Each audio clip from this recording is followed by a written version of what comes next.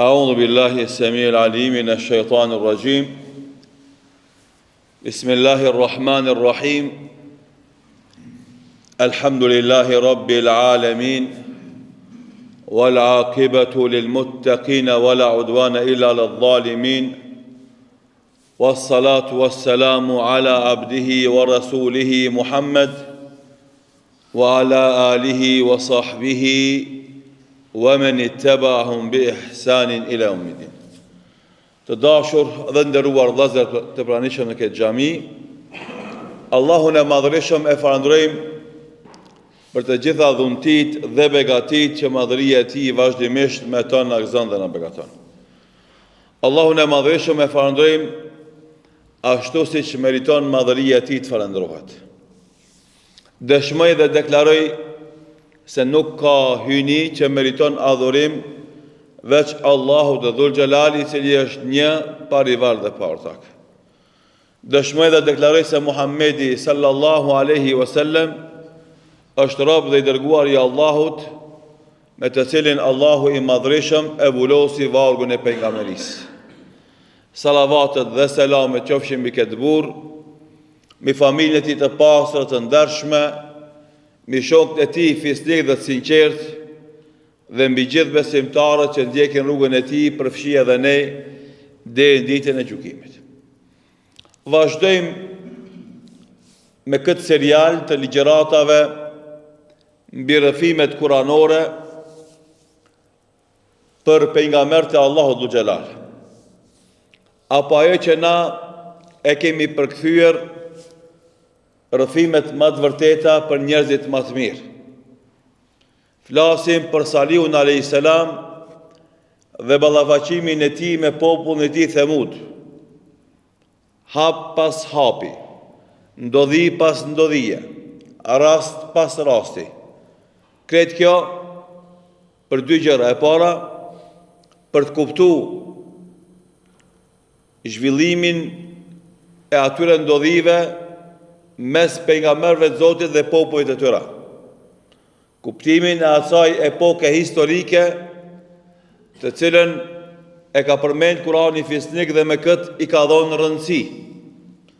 Dhe e dyta, reflektimin që duhet ta marrim për këtyre rrëfimeve kuranore për të ndihmuar veten që sot në këtë kohë, në shekullin e 15 sipas hijrekit, në shekullin 21, të mësojmë se si na duhet ballafaqohemi me popujt jo besimtar që jetojnë në këtë kohë, në këtë shekull, në këtë epokë, në këto vende ku jetojmë na.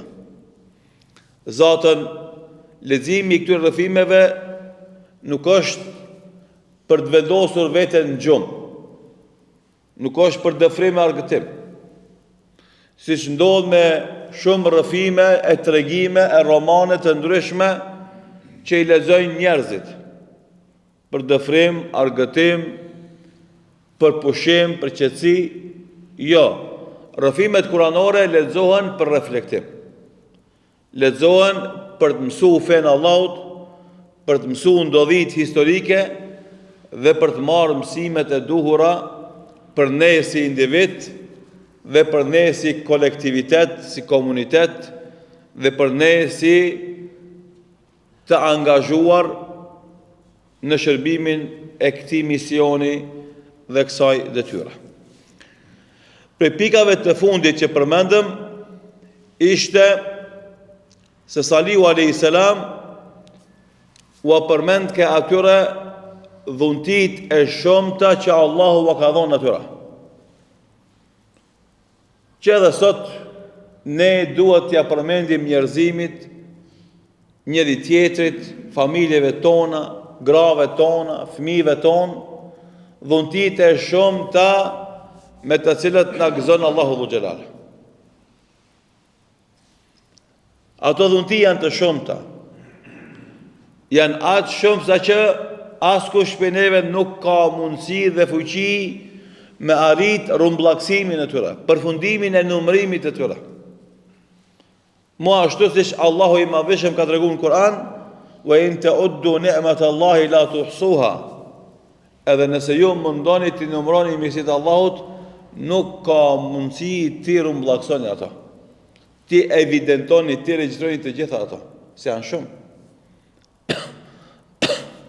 Edhe andaj, njëra prej detyrave që kemi ne si umet islam në përgjithësi, pastaj ne si thirrës në islam në veçanti, pastaj ne si dietar të islamit edhe më në veçanti, është që njerëzimit t'ja përmendim vazhdimisht mirësitë e shumta që Allahu ja ka dhënë njerëzimit sot. Sepse është e vërtet konstatim i cili nuk pranon diskutim se mirësitë që me to jetojnë njerëzit sot janë shumë më të mëdha edhe shumë më të sofistikume se mirësitë që kanë qenë të kaluara. Jeta e lehtë që bëhet sot, puna e lehtë që bëhet sot, kapitali i madh që arrihet sot, pushteti i madh që fitohet sot, fama e madhe që fitohet sot, këtë të mirësitë Zotit janë shumë më të mëdha dhe më shumë të sesa mirësitë që kanë pas popujt para nesh. Dhe andaj na e kemi për detyrë m'ja tregu njerëzve, m'ja përkujtu njerëzve se jemi duke jetuar mirësitë shumë të Zotit. Mos t'i harrojmë ato. Mos t'i përbuzim ato. Mos t'i mohojmë ato. Mos t'i ignorojmë ato. Po vazhdimisht t'ja kujtojmë vetes edhe vazhdimisht për to t'a falënderojmë Allahun subhanahu wa taala. Dhe si rezultat i këtyre të mirave, atër vjen edhe flitet për detyrën që ka besimtari i karshi Zotit, i cili i përjeton dhe i shijon këto të mira. E para, devotshmëria. Të jemi të devotshëm karshi Zotit Dhul Xhelal. Të zbatojmë urdhat e Tij dhe të largohemi prej ndaresave të Tija. Të jemi rob të Allahu Dhul Xhelal, të nënshtruar karshi vendimeve të Tija dhe të ndjekim pejgamberin sallallahu alaihi wasallam në udhëzimet e Tija, sepse besimi islam nuk plotësohet pa adhurim të plot ndaj Allahut dhe pa pasim të plot të Muhamedit sallallahu alaihi wasallam. Pra ajo që kanë thënë dietarët, besimi islam nuk mund të plotësohet pa i realizuar dy tauhida. E para, tauhidin ndaj Allahut në adhurimin e Tij, që do të thonë vetëm atë të adhurojmë. Vetëm një Allahun, një të adhurojmë. Kjo është tauhidi i parë. E tauhidi i dytë është që ndjekja jon, pasimi jon, imitimi jon të jetë vetëm ndaj njërit, në mënyrë absolute. Do të ne të ndjekim, të pasojmë vetëm Muhamedi sallallahu alaihi wasallam, vullën e pejgamberëve. A në kush e zbaton këtë tauhid në këtë formë, ai është monoteist me plot kuptimin e fjalës. Vetëm Allahu na adhuron dhe vetëm Muhamedi sallallahu alaihi wasallam e pason. Dhe kur Allahu Dhul Xhelal u tha këto gjëra popullit Thamud, pastaj u tha edhe një gjë. Tha, nëse doni ju me vazhdu udhën e drejtë, të ndiqni udhëzimet e Zotit dhe porosit e pejgamberit Zotit, këtë rast Salihut alayhis salam, duhet ta keni parasysh edhe një gjë, të mos respektoni prijesit tuaj kriminal, zullumqar, fesatçor. Sepse momenti kur shoqëria i kthehet besimit islam, besimit monoteist, urdhrave të Zotit dhe udhëzimeve të pejgamberit sallallahu alaihi wasallam, atër paria ati vendit, ati popullit, ati shtetit fillon me intervenu, me pengue komunikimin e shëndosh të kësaj shoqërie me udhëzimet që vinë, me udhëzimet e Zotit që vinë përmes pejgamberëve të Zotit. Paria këtë punë e ka. Me pengu shoqërinë, me u çliru nga robëria e tyre ndaj asaj parie, ndaj atyre diktatorëve, ndaj atyre kriminalve, ndaj atyre despotëve, tiranëve. Dhe për këto arsye, dhe thot Allahu Dhu Gjelal, ja parapriu kësaj situate me këtë urdhër të dytë, që kujdes, mos ju nënshtro, mos ju bind, mos ju përkull paris zullumqare, fesaqore. Dhe u tha, se që përmenë Allahu Dhu Gjelal në surën e Shuara, ajeti 150, 51 dhe 52, 151, 152, Fattakullaha wa ati'un. Oje njerëz, respektoni Allahun, keni frikë Allahun dhe respektoni atë. Dhe mos respektoni urdhrat e musrifëve. Wala tuti'u amra al-musrifin. Musrif është ai që i ta kalon krejt kufit e normales në zullumin, keqbërjen, diktatorin, tiranin, despotizmin e tyre. Andaj, tha, wala tuti'u amra al-musrifin. Mos ju nështroni urdhrat të musrifëve. Alladhina yufsiduna fil ardi wala yuslihun. E kush janë këta? Ata që bëjnë fesad tokë dhe nuk bëjnë rregullime. Parit e shteteve, udhëhecit e shteteve, zakonisht janë dy kategori kryesore. Pastaj ata mund të ndahen edhe në nën kategori, ama janë dy tabore të mëdha. E para, që janë zakonisht pak, janë pari e mirë, që e përhapin të mirën dhe i rregullojnë gabimet e bëra në kaluarën. Përhapin drejtësinë dhe zhvillimin. E këto pushtete që udhëhiqen për këtyre njerëzve, sjellin bereqet, sjellin zhvillim, sjellin përparim.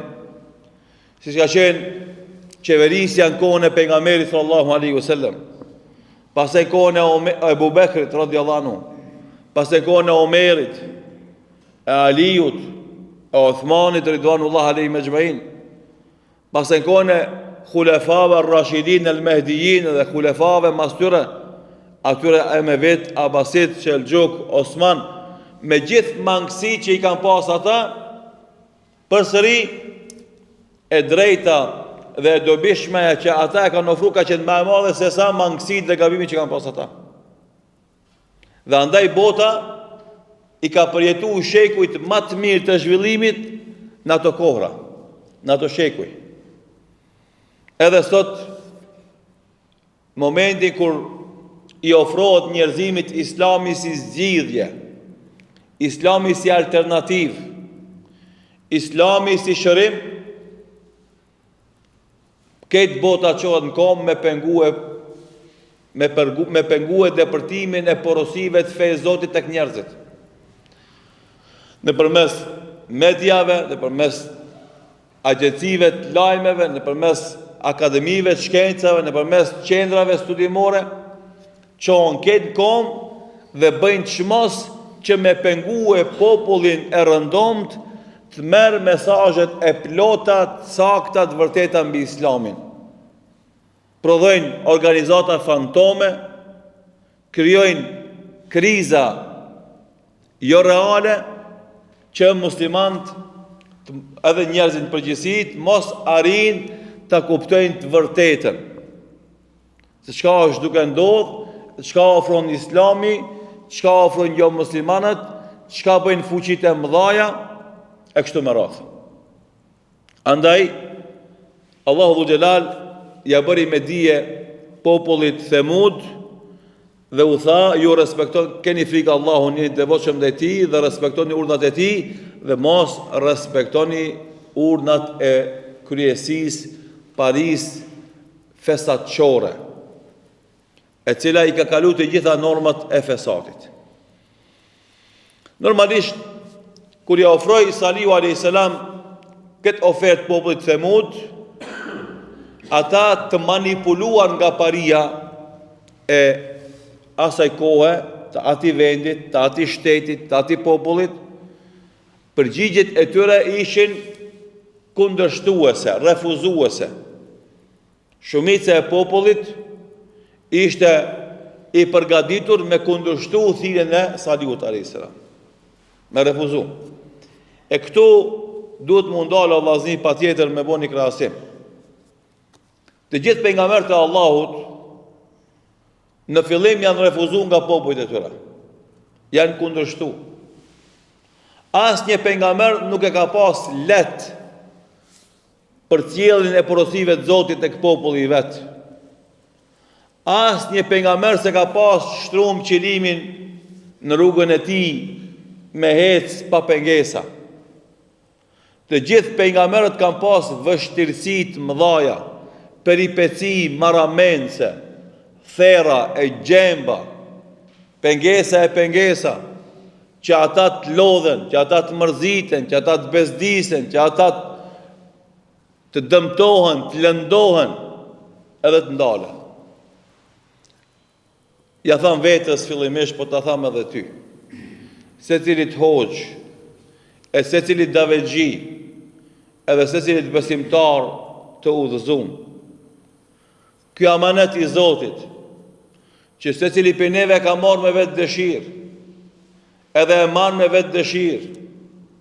Askush me zorë s'ja ka lon amanet. Kjo fe, secili prej neve vetë e kemi zgjedhë. Edhe vetë kemi dëshirë që na të jetojmë sipas udhëzimit të kësaj feje dhe ta përcjellim këtë fe tek tjerët që kemi përreth nesh. Musliman qofshin ose jo musliman. Nuk duhet na më ulodh. As nuk duhet na më mërzit. As nuk duhet na më frik. As nuk duhet na më nal. Përderisa kemi jetë, përderisa kemi shnet, përderisa kena mundësi, përderisa kemi hapësirë, përderisa ka kush na ndëgjon, përderisa ka kush na toleron, na duhet me vazhdu, mos më nal hiç mi përcjell fjalët e Zotit. Nuk muj me kuptu ajo që ndodh me shumë prej neve. E nisim me hyjim, me ofanziv, me entuziazëm. Hop, edhe nalemi, edhe lodhemi, edhe e ndrojmë diskursin, e ndrojmë mënyrën, edhe nuk merremi më me davet. Pse? Po kanë vështirë. Pse? Po u dash kamilon punët e mia mazdore. Pse? Po hub në biznes. Pse? Po të shohin njerëzit me sy të keq. Pse? Po ka presione. Pse? Po ka rreziqe. Pse? Po ka kërcënime. Pse? Do thot këtë gjonat negative që mundën me qenë pjesë me cilat ti ballafaqohesh në rrugën e davetit që ja bën njerëzve përreth, i numëron edhe i bën arsye që pse e ndalti. Pse e ndalti. A këne në haron me kujtu vetës benefitet, shpërblimet, përfitimet e shumta dhe të mëdha që i merr nëse ti vazhdon me qenë në shërbimin e fesë Allahut. Në dunjë dhe në ahiret. Ato i lënë mazdore, ato nuk i kujton, ato i haron. Ama humbjet biznes të kujtohen. Humbjet në karrierë të kujtohen. Humbjet pasurit të kujtohen. Edhe dhu, mës isha përzi me filan hoxhën ose filan xhamatin, ndoshta ma let kisha vepru. Ndoshta ma shumë kisha fitu. Ndoshta si kisha pas pengesat që i kam. Ndoshta ndryshe shoqëria më kishte shiku. Do thot, jemi të gatshëm mi shit sendet e shtrenjta për gjërat pavlerat se bote. Ashtu si që Allahu dhu Gjellalu tha popëve të mëhershëm, atastabdiluna alladhi huwa adna billadhi huwa khair. Apo zëvendësoni ato më të mira që kam dhënë unë me gjërat e pavlefshme që i keni ju. I leni mazdore këto të mira që kam dhënë unë, e ju vraponi mas gjërave të pavlefshme që ju i përcaktoni se janë të rëndësishme për ju.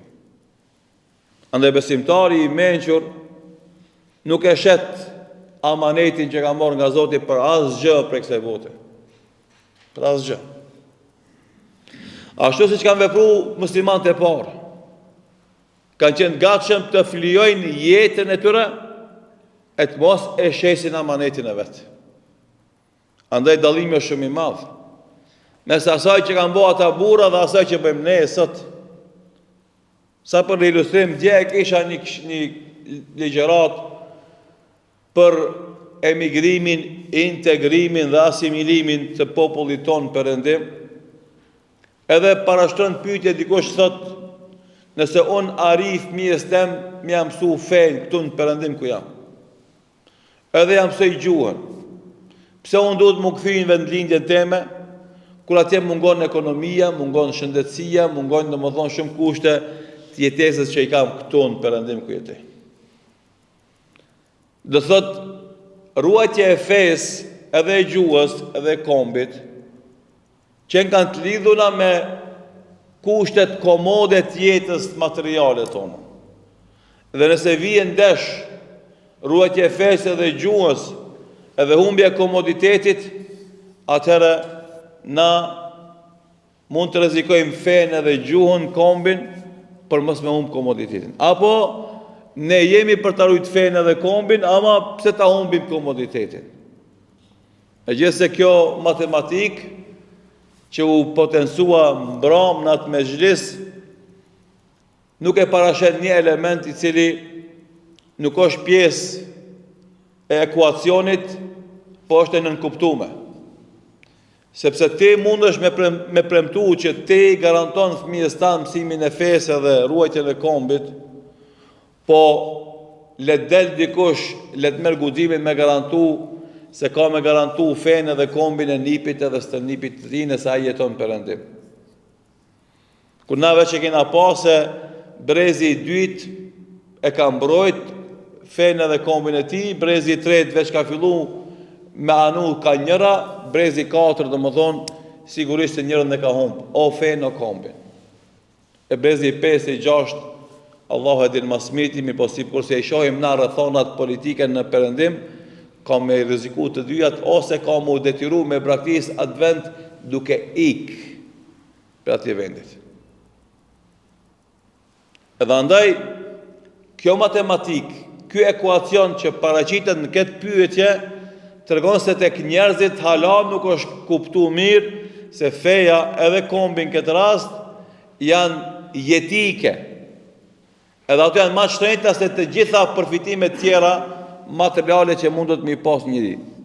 Ta parashtrojmë çështjen në formën tjetër. Nëse jeton në kushte minimale ekonomike, kushte minimale të shëndetësisë, në një vend ku janë shumica e banorëve nga feja jote dhe populli jot.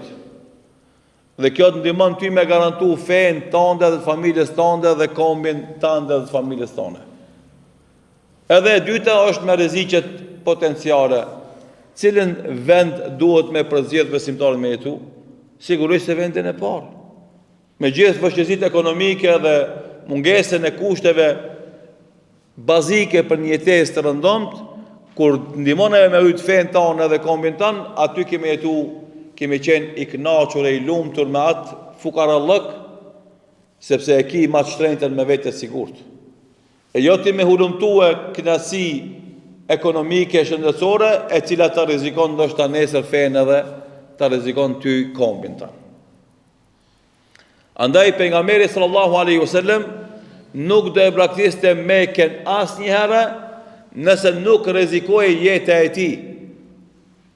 Edhe 13 vite që ndroi në Mekë, asnjëherë nuk mendoi me e braktis Mekën.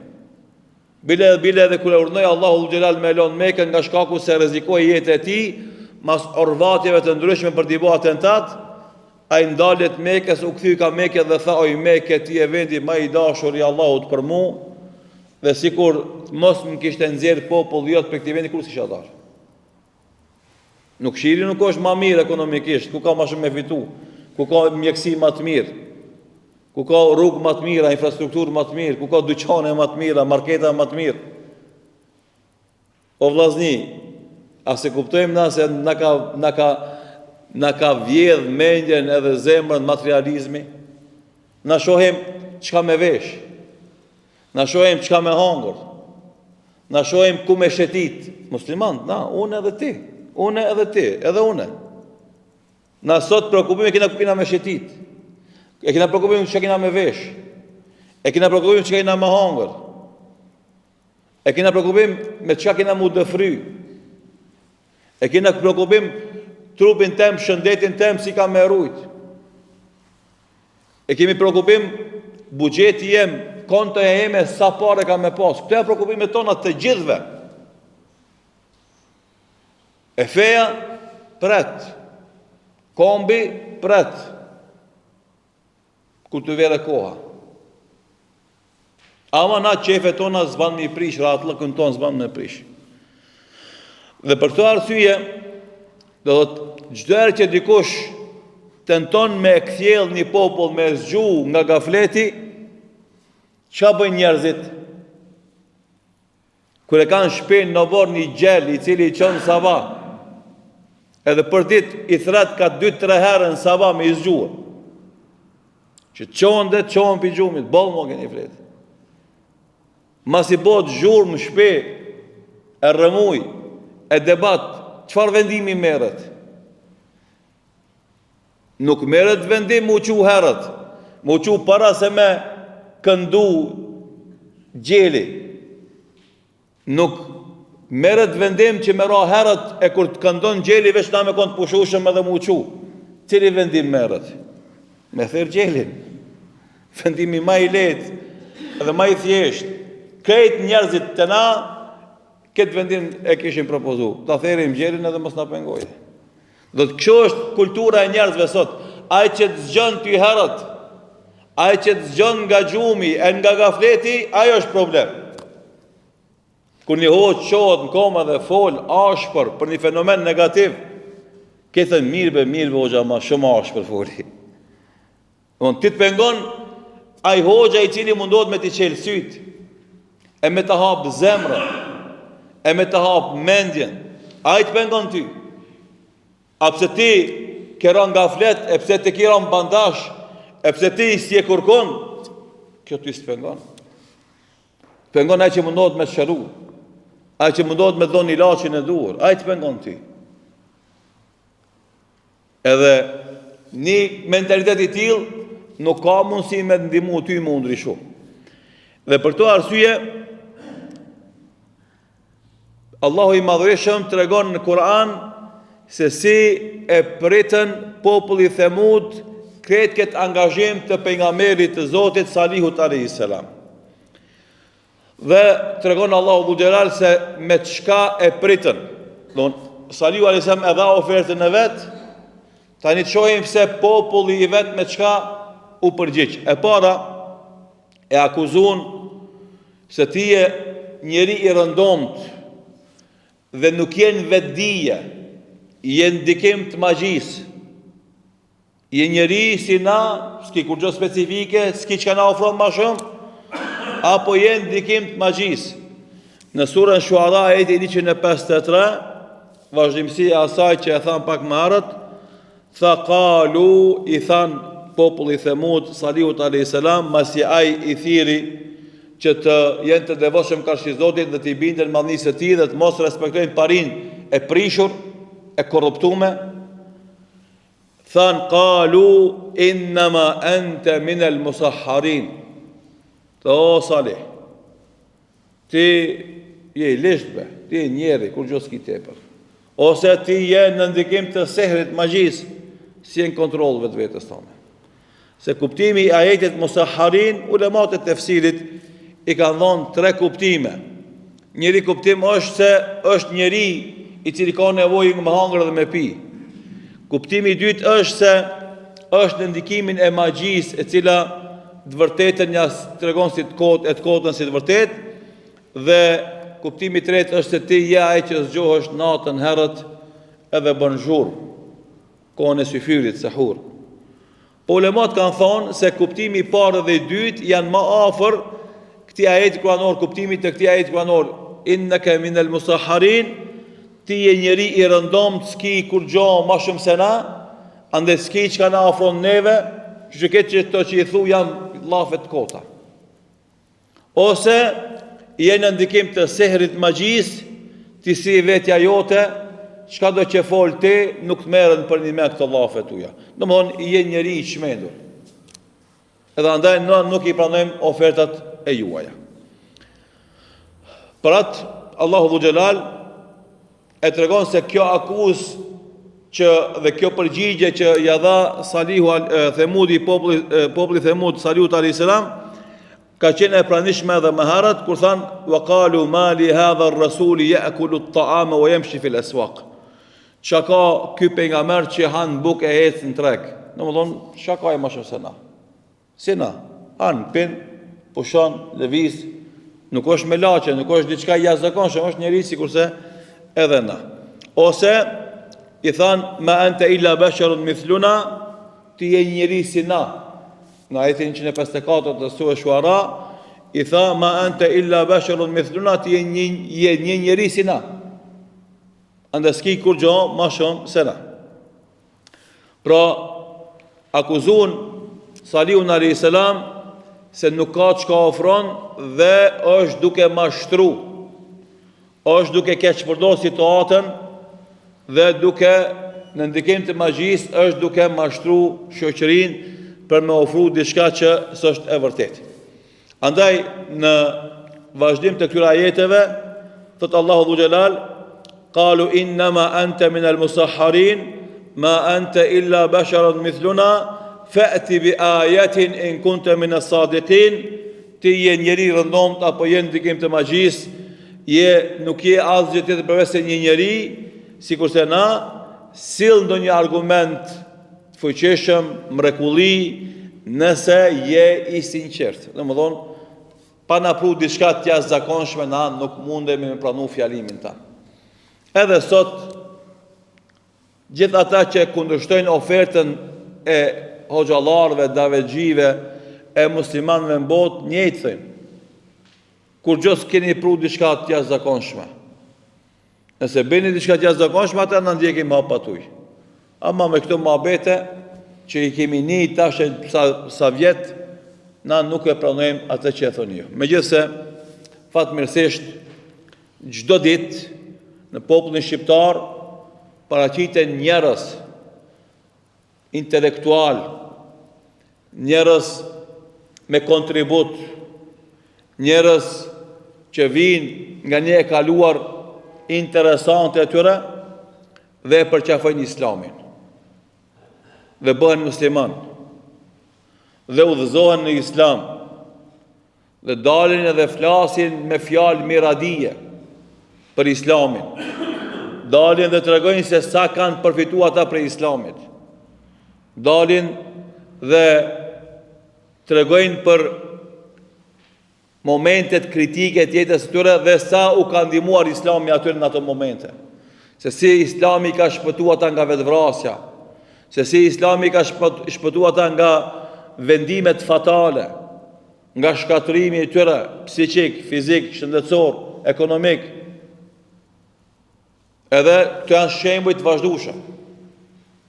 Megjithse mediat përgjithësi e kanë detyrë dhe obligim me shah islamin dhe me fol kundër muslimanëve, shpesh në ekranet televizive dalin njerëz që flasin mirë për islamin. E shef një psikolog e thot namazi është shumë i rëndësishëm në rahatin shpirtërore.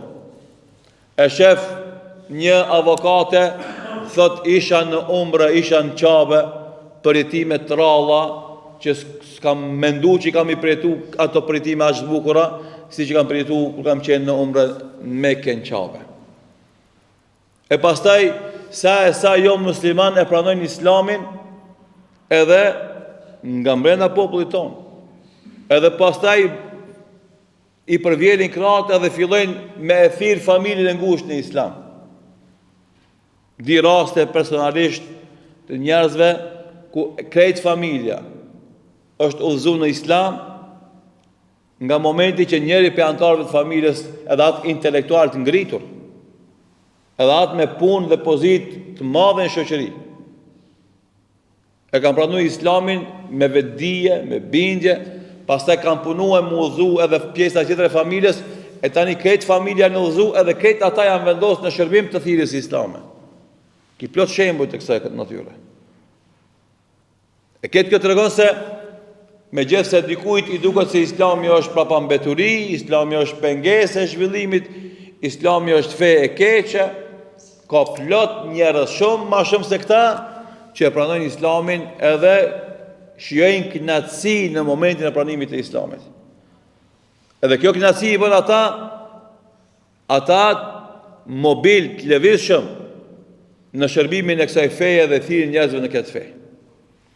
Andaj shembujt e tillë duhet me qenë motivuese edhe për neve që na jemi den babaden musliman. Që mos me lëm angazhimin ton në shërbimin e kësaj feje, mos mu lodh nga kjo detyrë, mos mu mërzit për kësaj pune. Përkundazi vazhdimisht me gjetë vullnet, elan, energji, edhe na me vazhdu me shërby fenë Allahut subhanahu wa taala. Pra, ata e përgënjeshtruan dhe kundërshtuan ofertën e Salihut a.s. dhe kërkuan argumente dhe normalisht e akuzuan me gënjeshtër, tha nëse je i sinqert. Punën e akuzës për gënjeshtër e përmend Allahu Dhu Xhelal edhe në surën Kamer.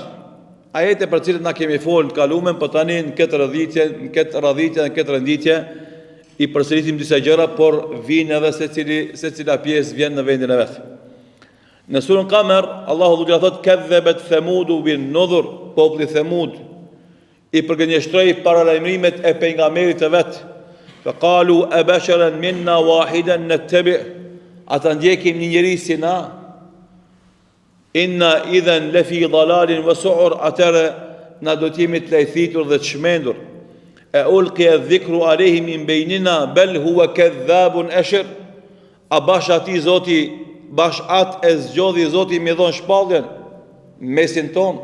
Ai është gënjeshtar mendje madh. Se alamuna gadan men al-kadhabul ashir, e i kërcënohet Allahu atyre dhe thot nesër do me një vesh kush është gënjeshtari mendje madh. Andaj akuzuan për gënjeshtër Salihun a.s.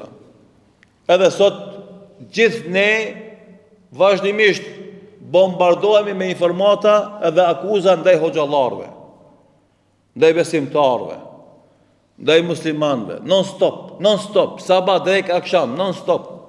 S'ka pushim në akuza ndaj muslimanëve.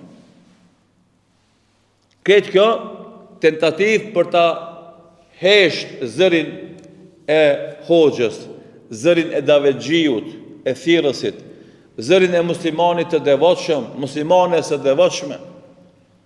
Dhe aq sa ata mundohen me na ul zërin e me na hesht, aq më tepër na duhet me fol me dije, me urtësi, me mençuri, vazhdimisht pa ndal, pa u lodh, pa u mërzit, pa u bezdis, hiç pa pushu. Sepse kjo neve na sill krenari. E para dhe e dyta, kjo është shkak që na me shpëtu këtë popull ton nga kurthet dhe planet ogurzeze që i bëjnë në lajfitjen dhe devimin e këtij popullit, për me shkatru atë edhe si identitet ideologjik, po edhe si identitet biologjik. E prania e Islamit dhe muslimanëve në vendin ton është e vetmja mburoj dhe garancë që me mbrojt këtë popull nga çdo kurthe e çdo komploti që kurdiset kundër këtij popullit. Pastaj populli i Thamud komunikim me Salihun a.s. thot: na zhgënjeve o Salih, na kishim shpresat mëdha te ti, na mendojshim se ti do jesh lideri jon, ti keme na udhëheq neve, ti keme na sill neve sukses për parim zhvillim. Ama çka u kape për këtë monoteizëm, për këtë besim Zotin një? Çka po na flet neve për jetën pas vdekjes? Na le dëfrehemi, të argëtohemi, të kënaqemi në këtë botë, të bëjmë çka duam, pa kufizime, pa ndalesa. Kështu edhe sot shumë njerëz intelektualëve muslimanë thojnë: "Po sa djali i mençëm i je, po pse çka shfetar? Po sa i Zoti i je, po pse pse falesh ti?" Asaj vajzës tjetër, "Au, ti po sa e mençme kanë ti, po pse më shami?" E dimbe çka ishe boti me paskon pa shami. E dimbe ti çka ku kishe mri me paskon që s'falesh. Çka i një kap pas e feje? Për lene feje, në qoni për para neve. Me gjithë se fatë mirësisht, kretë emrat e përveqëm, të gjitha mejdanet e jetës, vinë nga terbia islame. E shef një mjekje që ka rrit grada botnore me shami muslimane. E shef një student sukseshëm që ka rrit sukses botnor, vjen për një familje muslimane dhe vetë falet. Vazhdimisht ki lajme të djemve dhe vajzave të reja fetar që japin kontribut jashtëzakonshëm në zhvillimin e shkencës dhe ja zbardhin fytyrën vendit dhe popullit tonë. Ama ata, paria momentale, thënë ketë mirë, ama shumë fetar. Shumë be i menqëm, ama falet. Shumë e zoja, ama me shami. Edhe kështu i thanë edhe Saliut. Shumë be ti buri mirë, sen, edhe kena pas shpresë ti me konë dhejsi jonë, ama ti po në thret neve në monoteizëm të besem Allahu një, e të besem në rinjallje pas dekes, e kjo është pengesë. Kalu ja Salihu qad kunte fina marjuan qabla hadha. O Salih, shumë kishin i mytë të ti na para kësaj. Atanhana an na'budu ma ya'budu abauna, apo na ndalon me adhuru atë që adhuronin baballarët e tonë, wa inna lafi shakkin mimma tad'una ilayhi murib. E na kemi dyshimet mëdha tani rreth asaj të cilën ti na thret. Se po ne prish rrenin. Andaj ki pasat politikanët e tonë, vese me fol për kontributin e figurave kombëtare patriotike muslimane në 200 vitet e fundit, që nga koha e lidhjes së prezent e këndej, gjithë patriotët kombëtar shqiptar kanë qenë muslimanë. Ata që kanë udhëheq rilindjen kombëtare kanë qenë muslimanë, të tjerat kanë qenë dekor. Mirë, por kur vinë politikanë shqiptar me fol, i përmenin këtë figurat kombëtare që s'kan lidhje me islamin. E heshtin atë pjesë madhështore të historisë, ku figurat kryesore janë muslimane. Andaj, shkojnë e përmenin Skenderbeun para 5 shekujve, edhe harojmë e përmend figurat e më vonshme të kryesore që kanë inicu lëvizjen kombëtare. E përmenin Pjetër Bogdanin, para mendo, i cili si prift ortodoks ka shkujt libër mbi akiden besimin krishter, ku Muhamedi sallallahu alaihi wasallam e llogarit si profet të rrenshëm, se normalisht te ata me Isa alaihi wasallam përfundon vargu i pejgamberëve. Dhe se Muhamedi sallallahu alaihi wasallam ka qenë pejgamber i rrenshëm. Ai i shan ndjenjat e muslimanëve, ky lideri politik e përmend as si emër. Kontributi i kombëtar ku është? E ka shkruajt librin Çeta e profetëve në gjuhën shqipe, po flet për akiden besimin krishter, ku flet keq për pejgamberin ton Muhamedit sallallahu alaihi wasallam. Pastaj ka qenë shoqërues i një oficeri të Austro-Hungarisë që ka djeg Shkupin. Çfarë të mirë kena pas në atë piti. Pse ai do të më përmend?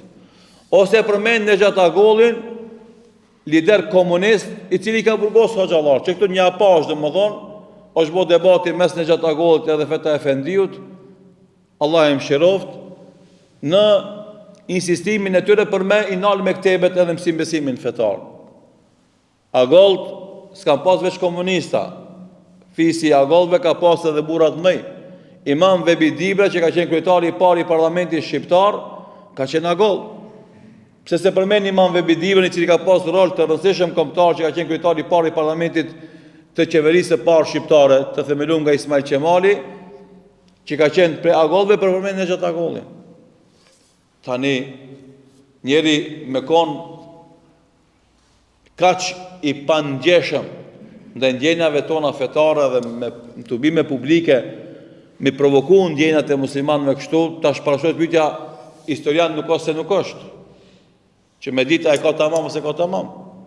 Po pikpyetja dhe politikan sa është, se si ka mundësi me qenë politikan njëri tillë i cili kur flet domethënë në një ambient ku njerëzit kanë emocione të theksuara fetare, ai mi provoku në bazë fetare atë elektorat që pret me votu në të ardhmen atë. Dhe ajo që ka ndodhë kalume, ndodhë edhe sot. Dhe do të feja islame është pengesë të një pjesë e madhe fatkesisht e njerëzve që dojnë me na udhëheq neve. Ama na u kemi thonë edhe u themi vazhdimisht. Deshtët apo nuk deshtët. Vota muslimane është votë me rëndësi. Shpesher është vendimtare. Nuk është ndoshta votë shumë e madhe, mirë po, shpesher din me konë vendimtare. Ande o keni me respektu identitetin fetar islam këtij popullit edhe kërkesat komunitare të tyre, ose nëse vazhdoni me utall e mi përbuz, keni me met të pafuqishëm me qeverisë të vende. Edhe do keni kriza politike shpesh, sikur se kjo që ndodhi tani në fund Kosovë, një vjet mundon me bëj qeveri. Për shkak të nënçmimit që i bëhet ndjenjave fetare islame dhe elektoratit musliman. Normalisht disa parti politike kanë reflektuar dhe tani tregohen më liberal ka shi deputet, kandidat dhe për deputet me elemente fetare. Mirë po normalisht musliman duhet më konë si qelë, mësë me pranu dikush më utallë me to mi përbuz ata dhe mi keq përdor ata dhe votën e tyre. Pra edhe kjo ishte njëra për formave se si u përgjigjen populli Themud, Salihut a.s. Thanë se na humbe shpresat, na keshim shpresat vojat e ti dole kretë si ndryshe pasoj që na pritnim edhe shpresonim. Normalisht debati me Salihut a.s. dhe popullit të tij vazhdon, përgjigjet e tyre akoma ekzistojnë dhe janë domodin të grumbulluara në Kur'an. Ato që kanë mbet pa i thonë dhe vazhdojmë me thonë në desin arshëm inshallah taala duke lutur Allahun në bjerë të dobishme dhe vepra të mira, në sinqeritet në fjalë dhe vepra dhe ashtu si na ka bashkuar në këtë xhami. Allah i madhreshëm na bashkoft me pejgamberët e Zotit të gjithë, një nga një në xhenetul firdaus në veçantë me Muhamedit sallallahu alaihi wasallam. Wallahu ta'ala a'lam, sallallahu ala Muhammedin wa akhiru da'wana alhamdulillahi rabbil alamin.